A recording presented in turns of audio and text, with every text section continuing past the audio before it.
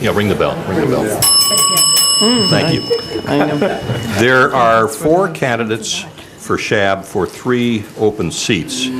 And before we hear from the 3 candidates who are present today, Michael Glowacki, who could not be here because he's off island, has asked us to read his statement, and I'm going to call on Randy Ringer to do that at this point in time.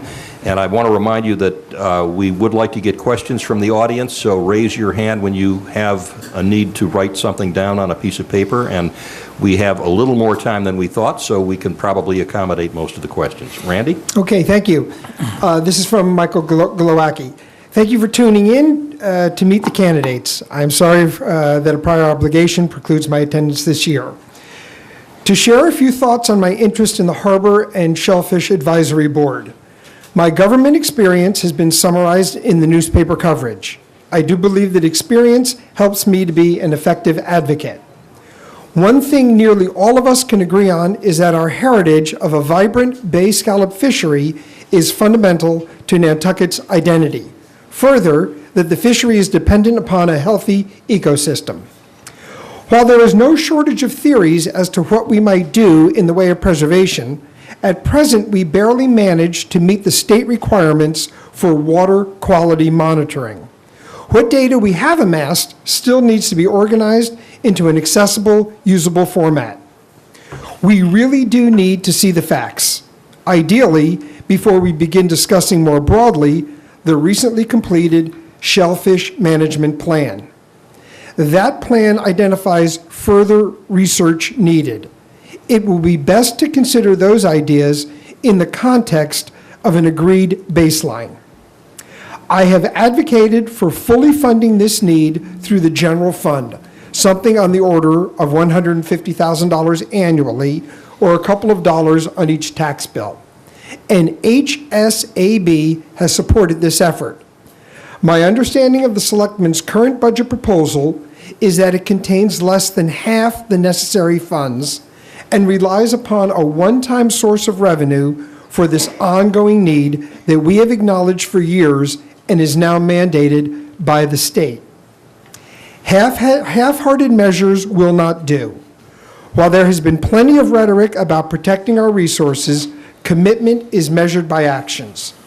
I have had several conversations with our municipal leaders in recent weeks in order to gauge the idea of offering an amendment to Article 8 at town meeting that would fund the needed work.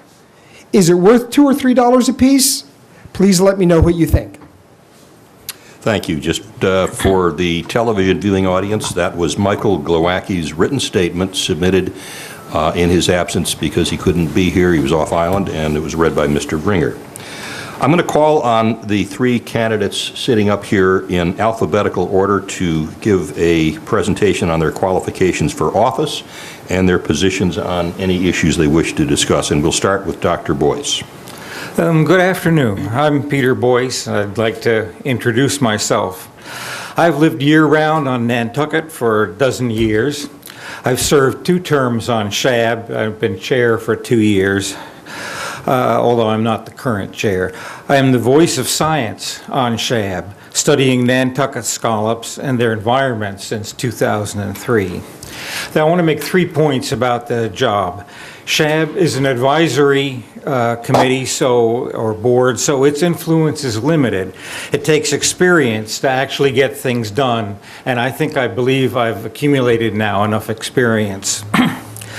Second, SHAB has no staff support. So running for SHAB means you agree to A, spend the time beyond just attending meetings, and B, to put in the extra work needed to make the board function. And I agree to put in the effort required to have an effect. And the 3, we should all realize that the issues are complex and multifaceted. You need to be able to see and consider all sides, and I believe that I do that. I want to see Nantucket fisheries survive and prosper, not just tomorrow, but for decades and decades. We need the fishermen, we need the scallops, we need the eelgrass, and it all depends upon having good water quality. We have too much nitrogen in our water, and as a result, we got the black slime algae that we saw last summer. It's invasive, it's smothering our eelgrass, and it's getting worse. We have to act now to take stronger steps to protect our harbor. So my priority will be improving water quality, including taking adequate measurements so we can see if our efforts are actually working. Thank you. Next, I'm going to call on Ms. McCrae. Good afternoon. Thank you to the Civic League for having this very important forum. Also to Gino and NCTV for filming this. Even though Nantucket is a very small island with our increased population, everyone doesn't know everyone like they used to. So this is a very important forum. I'm a native Nantucketer. I was born here. My ancestors founded Nantucket. I'm a Swain, Starbuck, and Coleman descendant. Not that that qualifies me, but I'm proud of my heritage, and I like to voice that whenever I have the opportunity. I'm an objective community member on SHAB, Shellfish Advisory Board. I'm not a fisherman. I do not have a conflict serving on the board. I don't have any financial involvement with the fishing industry. However, I do have the utmost appreciation and respect for the fisheries, the scallops, the shellfish, clean harbors, and I feel that my interest with the harbors is born in me through my ancestry line. My ancestors were whalers. I recently served on the Article 68 work group, which emphasis was put on clean waters. That was a tremendous opportunity for me to be able to sit on that board representing the Shellfish Advisory Board, which I've been on for about a decade. I enjoy being on the Shellfish Board. I'd like to stay there, and hopefully with your support, I'll be able to. Thank you. Ms. Perkins? Hi, my name is Jo Perkins, Mary Josephine Perkins, and I do not have a history of being on boards other than recently with the Shellfish Bylaw Review Work Group for Chapter 122. I was fortunate to be selected to represent the recreational scallop or recreational shellfisher person. Outside of that, my recent I didn't know how nervous I was going to be. My recent activity, thank you, is scallop seed stranding team. It can be dark out and I'm still out there. It's just, this harbor is so, so important. I know that we all treasured it on so many levels. I didn't start coming here until the late 70s, moved here in '93, was very lucky that I got right into the Marine Lab. It was then later Harbor Life, and had the best experience, both volunteered and paid, to work both with the scallops and up at the oyster farm, doing everything from making cages to nets to releasing seed. It was a great experience. A few years passed, and then I got my commercial scallop license, something that I won't do again. I know you're not supposed to ever say won't, but it is too cold out there. It is very, very cold. I admire everyone that does work that hard for a living, but I did that with a great fisherman, Neil Cocker, for 2 seasons as his color, and then opened subsequently there, and would be something like I could just do in my sleep. But aside from that, I just have such a strong passion and interest in maintaining what we have already for the health of our harbors, but improving it. And I don't come with board experience. I don't come with any financial know-how, nothing as far as funding goes, but I really believe that I have, it was said a lot in the selectmen's part, just a lot of energy and interest, and some things that I've been learning through the Chapter 122, the vagueness of the bycatch and how that really impacts the fishery. Hugely water quality, and then eelgrass restoration, and something that I found very fascinating of how long ago it is in history, not so much on Nantucket, is water filtration through oyster beds. Not for farming, but for just for the filtration. Thank you. I'd like to invite questions from the audience. Right now, the question hopper is completely empty. So if you have a question, raise your hand, and we'd like to hear from you. Meanwhile, what I'm going to do is I'm going to pose a question which has to do with the dilemma of fertilizer being used in areas where there are indirect, long-run, and not obvious effects on the harbor that are profoundly important in terms of what happens in the long run. And the question that I have is, what is a practical way to address this concern given the kind of disparate aims that different property owners have about the kinds of lawns they'd like to have and how they'd like their properties to look? And if you would like to, I think I'll start with Dr. Boyce to try to see if you have any thoughts on how we, first of all, explaining what the problem is, and then what a practical way to address it would be. Thank you. I'm sure that Wendy will also be able to add some good words to this. She's very good at that, and we both served on the Article 68 work group together. The point is, you want a lawn that looks like a golf course, then you have to landscape as if it were a golf course. The new Nantucket golf course was required to have test wells around it. And they have good grass, the good green grass, and they fertilize regularly, but they do it at the time when the grass is actually growing and using the fertilizer. So a lot of this is going to be included in the article, or is included in the Article 68 report and Best Management Practices Manual, which we took 2 or 2.5 years or so to put together. And the golf course is actually spoon feed every 2 weeks a small amount of fertilizer so that you don't dump a lot of fertilizer in, too much for the grass to use at that time, and then it runs through. And anywhere on the island, in the long run, this is a problem because of our sandy soils and how fast and how far what we put into our properties in Mid-Island can travel and reach the harbor.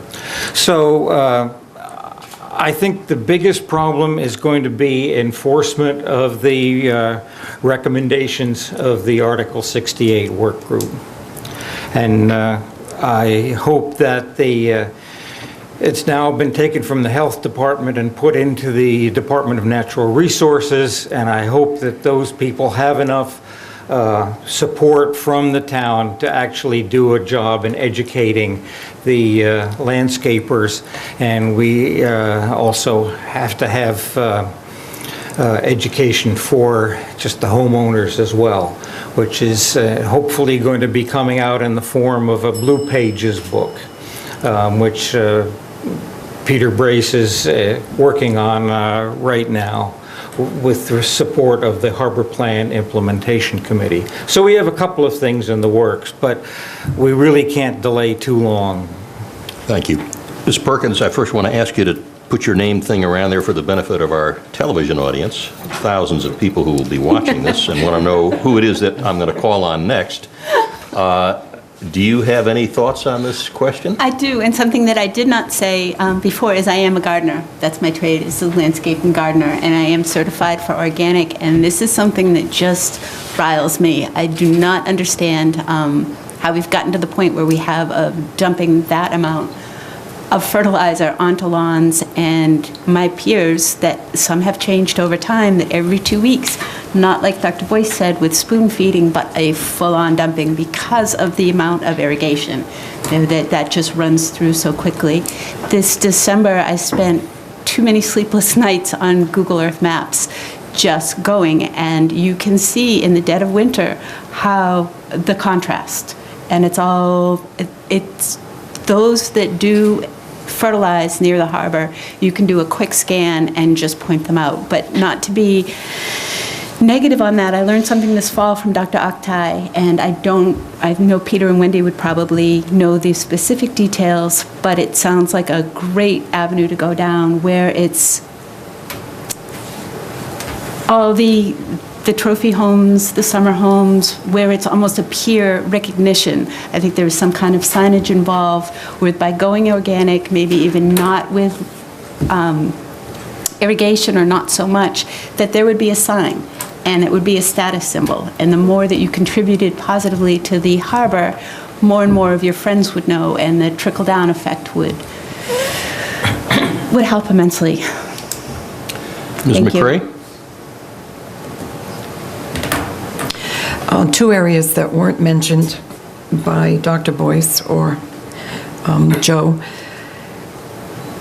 The enlightenment of the community as far as application of the fertilizer is extremely important. The education of the community.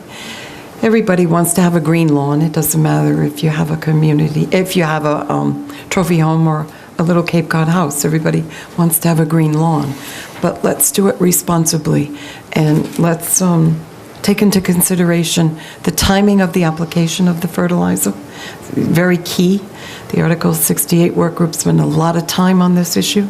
There are many components mentioned in the Article 68 work group BMP, Best Management Program Plan. And to educate the public, the most important part to me would be to educate the public at the point of sale, where people are going to buy fertilizer. I think that educated material should be present so that if a homeowner doesn't have a professional landscaper and the homeowner is doing their own application, let's have some literature there for them so that they know how to apply the fertilizer responsibly. Time release versus rapid release, that there's all kinds of fertilizers, and let's make sure that it's fertilizing the lawn and not showing up in runoff into our harbor, where it will hinder our shellfish and other fisheries. So education is my answer to that question. Very good. Here's the next question. What is the single most important thing that can be done to improve the quality of our waterways? And I'd like to start with Ms. Perkins on that one. I would think from pretty much what we've already said, and if I can just elaborate on Wendy, that the application rate, right now, it's fertilizer is being sold and it is being applied. And I thought that that was for not until April 15th. So the education is very, very important, and water quality, that isn't something that is a strong suit. I would love to learn, I would love to help, and I know that Dr. Boyce could answer this so much better than I. Sorry. Why don't we go to you? But water quality. Yeah. Seeing where we are and what measures we need to take in order to improve. Okay. I'll let the two other candidates decide who would like to answer this next. The first one to raise your hand. Gets to go. Dr. Boyce. Actually, I think the single most important thing that we could do would be to sewer all around the edges of the harbor. Well, that's not going to happen, I guess. It's just too expensive and impractical. But this is the other point to think about. It's not all fertilizer, it's also septic systems. And a septic system that goes dormant over the winter and loses its bacterial load becomes totally ineffective at removing nitrogen. And so when they start up again in the spring, I think we should be asking people to put Ridex or whatever the products are that rebuild more rapidly the bacterial colony in the septic system, which actually removes the nitrogen from the water.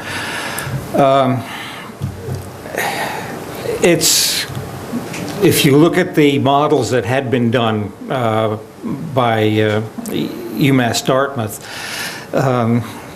the one thing that would really help would be to sewer the houses around the harbor. That would just, in one stroke, take care of our water quality problems. The question was one single, what was the question, sir? Question is, what is the single most important thing that can be done to improve the quality of our waterways? And that's a hard question, because singularly, I don't think I could make a priority. Dr. Boyce mentioned issues as well as Joe. What I didn't hear him mentioned was no dumping from boats. The harbor master has historically passed out dye tablets to all the boats during Fagawi weekend, Memorial weekend, whenever there's a lot of boats, just to make sure that no one is dumping into our harbors. As well as improper fertilization and faulty septic systems. Singularly, that would be hard for me to give one single answer. I think it's a combination of things, and if everyone acts responsibly, this will help alleviate a bad situation. Well, that is in fact an answer, Okay, thank you. and a meaningful one. The other questions I have here are not so much where do you stand on an issue, but I'd like to pose these, and you can take them if you want, simply by way of informing the viewing audience. The first one is, what is the main responsibility of SHAB? There are a lot of people who may not know what that is, and whoever would like to answer it? And I think we'll just take one answer, and then we'll move on to the other informational point. SHAB was established by state law back in the 1970s, I believe, and its one stated duty was to pick a harbor master, or at least advise on picking the harbor master and the shellfish warden of Nantucket. And the second thing is to do whatever else is assigned to them, to their under the purview of the Nantucket's harbors and waters and shellfishing. So we have a very, now that the town has taken over the responsibility of appointing the harbor master, and the whole structure of that harbor master harbor organization has changed. We really don't have a specific job. So it's up to the Board of Selectmen to bring problems to us for a solution, or to give us tasks. We've taken it upon ourselves recently to also be proactive in bringing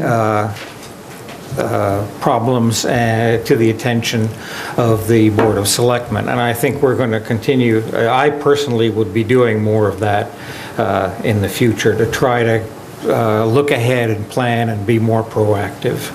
Very good. We have time for one more question. I'm going to frame it this way. Now that we've heard what the rule book says, I'd like to ask either Ms. McCrae or Ms. Perkins, or each of you, to answer the question with one word changed. Rather than what is the main responsibility of SHAB, what should the main responsibility of SHAB be, now that we know what the technical rules say and where it is now given the authority of the selectmen to have a say? And I'll ask whoever wants to speak first to raise your hand or start speaking. You have 30 seconds to think about this. It's really a question of what do you think they ought to be doing? I'll go. Okay. Not what we ought to be doing, but what we are doing. It's actually, we advise the Board of Selectmen. We are an advisory board by definition, and we hear all kinds of issues pertaining to shellfish and the harbors, and the water. And then we make our judgment, and then we advise the Board of Selectmen, and supposedly that is supposed to be taken into consideration when they make their official judgment on issues. So that's what we're doing, and I think that's the way that we should continue to go.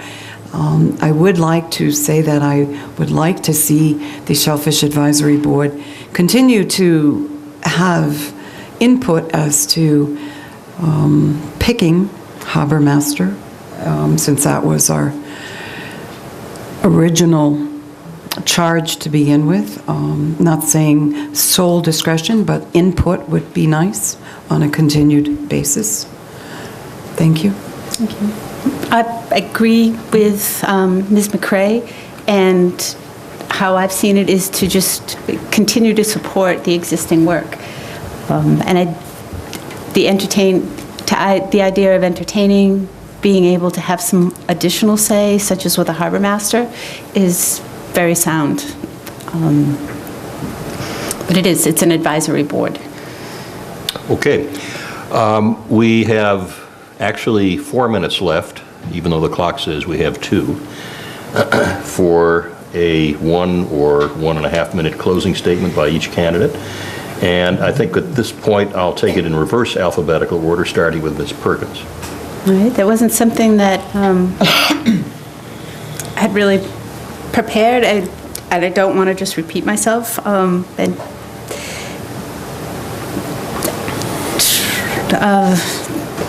Closing statement that I must have caught it from Matt, I'm sorry. It's okay. We can cycle back to you if you'd like. I'll let Ms. McCrae go next, all right? Sorry. Like I said, I've been on this board for about a decade. I'm not quite sure if it's 9 years or 12. I think it's 12. I got off for a year, and then I was put back on as a write-in candidate without any solicitation of my own. And I took that as a compliment. I view myself as a community member at large, and I don't mean that as a pun, but I represent the community wholly. I don't represent any select group, such as fishermen, scallopers, whatever. Like I said, I do have the utmost respect for them, though. And I view myself as a liberal member on the board. I'd like to remain on the board, and only your vote can help me stay there. So any consideration you may give me, I would appreciate when you go to the polls and vote on that second Tuesday of April. Thank you. Dr. Boyce? Well, I want to say thanks to everybody in the room who stayed to listen to us. Having studied bay scallops in the harbor for 10 years, I'm in a position, I think, to understand just how special Nantucket and its working fishery really is, and how much we have to do to maintain our water and our quality and our island's symbol, the Nantucket Bay Scallop. If you elect me to Shab, I will continue to work for the fishery and Nantucket's environment. I care about our waters. I'd like to bring people and groups together to generate effective solutions to our problems.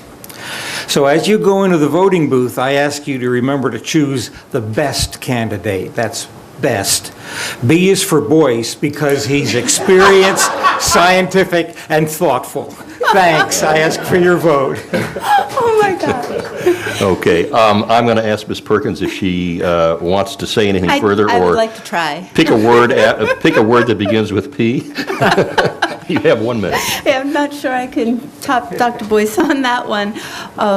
But I do want to say that when I pulled my papers, and great thought went into that, not everyone, I believe, had, and I had no intention of upsetting any kind of an apple cart, because I do think the board as a whole has done an amazing job. The more that I learn, the more that I'm impressed, and I think it's very important to respect where we are today and how we've gotten there, along with opening up avenues for processing new information.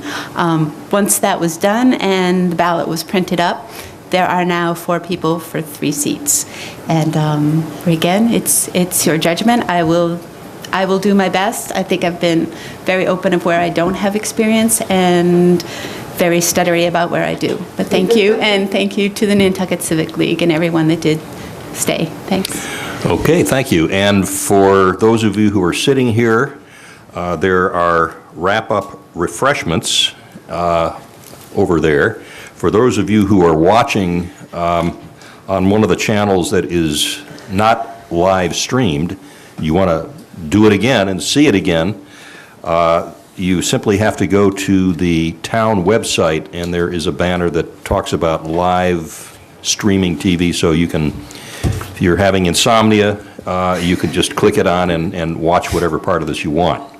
I'd like to thank you all for attending, and I'd like to thank our candidates for giving us their thoughts. And just be sure on your way up to sign